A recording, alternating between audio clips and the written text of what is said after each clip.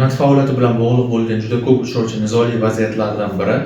ish beruvchining tashabbusiga ko'ra ishdan bo'shash asoslaridan biri hisoblangan xodimning malakasi yetarli bo'lmaganligi sababli ishdan bo'shatish hisoblanadi. Mehnat kodeksining 111-moddasiga ko'ra ish beruvchining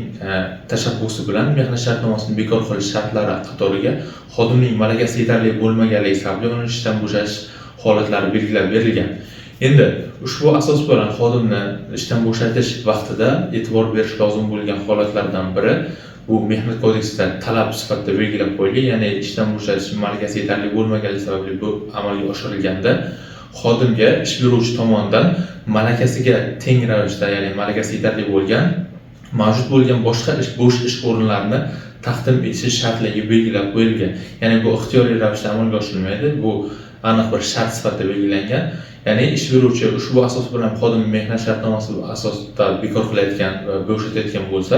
unga boshqa malakasiga doir, ya'ni tegishli yetarli bo'lgan ish o'rnini taklif etish shartligi belgilangan va qachonki xodim ushbu taklif etilgan ishni rad etadigan bo'lsa, o'sha holatlardagina yoki ish beruvchida bo'sh ish o'rinlari mavjud bo'lmagan taqdirda shu holatdagina ushbu asos bilan, ya'ni malakasi yetarli bo'lmaganligi munosabati bilan ish beruvchining tashabbusiga asosan mehnat shartnomasini bekor qilish mumkin bo'ladi. Endi oliy sud plenum qarorlarida ushbu, ya'ni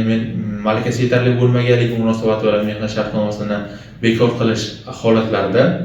sud tomonidan e'tibor beradigan juda ko'p holatlardan biri, ya'ni xodimning bajarayotgan ishiga haqiqatdan malakasi yetarli yoki yetarli emasligiga baho beradi va buni tasdiqlovchi faktlarga e'tibor beradi.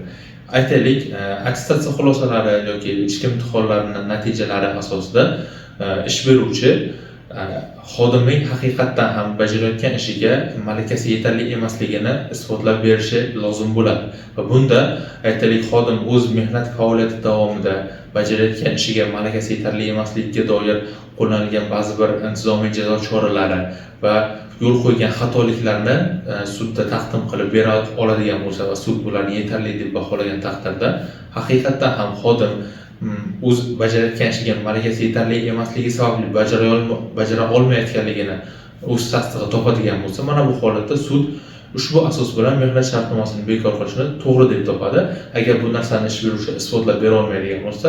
ya'ni malakasi yetarli emasligini isbotlab bera olmasa, sud bu holatda ishdan bo'shatish to'g'risidagi buyrug'idan g'ayriqonuniy deb topib, xodimni ishga tiklashi mumkin bo'ladi. Agarda sizga ham xuddi shunga o'xshash masalalar bo'yicha, ya'ni mehnat va boshqa fuqarolik huquqiy nizolar bo'yicha aytaylik yordam kerak bo'ladigan bo'lsa, pastdagi raqamlar orqali biz bilan bog'lanib, masalangizga to'liq qonuniy yechim topishingiz mumkin bo'ladi.